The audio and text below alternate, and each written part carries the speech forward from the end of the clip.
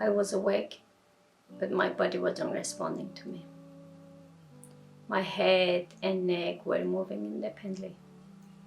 I felt my body was shutting down slowly. Have you ever felt like your life is on a tightrope? One wrong move and you fall off. Your only option is to keep moving forward. This is what I felt like 3 years ago when I was told I had a stroke. My first response was wanting to know what a stroke was. Strokes are an unexpected thing in your life. According to the World Health Organization, 15 million people worldwide suffer a stroke each year. Of these, 5 million are left permanently disabled and another 5 million die. The Stroke Foundation New Zealand statistics show that 9,000 people have strokes per year in New Zealand. It also states that strokes are one of the leading causes of death. Every hour, one New Zealander has a stroke. Stroke affects all ages. 25% of all strokes will occur in people under the age of 65. About 40 children have a stroke every year in New Zealand. Some factors put one at higher risk of getting a stroke. They are high blood pressure or hypertension, heart disease, diabetes, cholesterol imbalance, cigarette smoking, drugs, physically inactive, or obesity. But you can lower your risk with regular blood pressure checks, cholesterol levels check, a healthy lifestyle with more exercise, drug-free, stop smoking, and learn about stroke. Stroke is a brain attack that occurs when the blood circulation in the brain fails.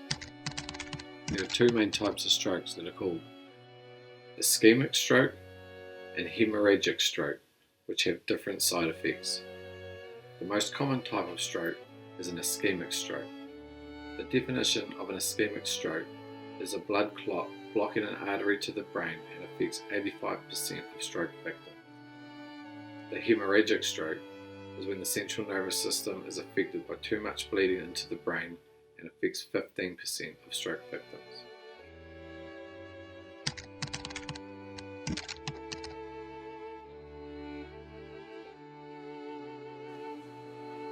On April 2017, I suddenly woke up at 12 o'clock in the morning.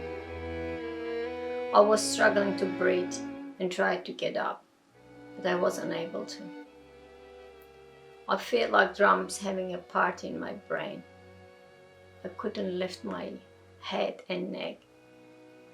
I was nauseated and vomiting. My partner helped me to sit on the bed, but my body was falling back. I screamed, "I'm dying, please call the ambulance." And he grabbed me and took me to the hospital. Nobody knows what was wrong. My symptoms were like stroke symptoms. In the hospital, they thought I was drunk or drugged.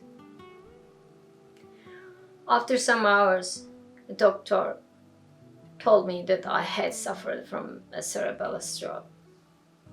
After all, I stayed at the public hospital for 2 weeks and 4 weeks at the BeriBird stroke rehabilitation. I look like a healthier person than the other stroke patients, but my body knew what I was dealing with. The word cerebellum is derived from the Latin for little brain. It is located beneath and behind the cerebrum towards the back of the skull. The cerebellum is like a computer and it controls our motor activity. It receives sensory information from the body through the spinal cord. These include sensory system, cognition, language and emotions. It helps coordinate muscle action and control, fine movement and balance. I'm Beri. I'm a graphic designer. I had a cerebellar stroke when I was 36. It was a blood clot that caused by a hole in the heart. Strokes of the cerebellar area of the brain are uncommon. Symptoms may include dizziness, headaches, nausea, vomiting, double vision and tremors. More visible symptoms of the cerebellar stroke may include vertigo, poor coordination, abnormal reflexes, difficulty swallowing, difficulty speaking or slurred speech, uncontrollable eye movement, and unconsciousness. If you think you or someone with you might have suffered a cerebellar stroke, call 111 immediately.